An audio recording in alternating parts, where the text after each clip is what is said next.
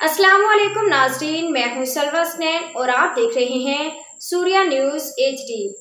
आइए नजर डालते हैं आज की अहम खबरों पर। टाउन म्यूनिसिपल कॉरपोरेशन मंगूपीर के चेयरमैन हाजी नवाज अली बरोही ने कहा है कि बरसात के पेश नज़र तमाम इक़दाम पहले से मुकम्मल किए जा चुके हैं। हम मुकम्मल तैयारी के साथ इन यूसीज में मौजूद हैं जहां बरसात के बायस मुश्किलात देखने में आती हैं। मैं और मेरी टीम बरसात में पेश आने वाले मसाइल से निपटने के लिए हर तरह तैयार हैं। तमाम सैनिटेशन स्टाफ अपनी अपनी यूसीज में खिदमात अंजाम दे रहे हैं।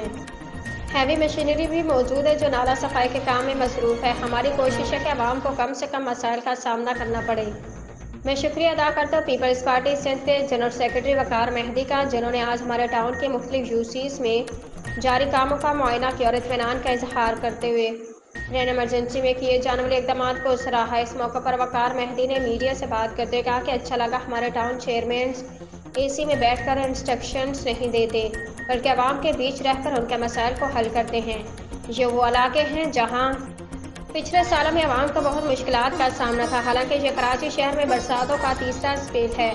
इसके बावजूद हमारे टाउन चेयरमैन की मेहनत से आज इन इलाकों में वो मसाइल नज़र नहीं आते जो गुज़श्ता सालों में देखे गए हैं।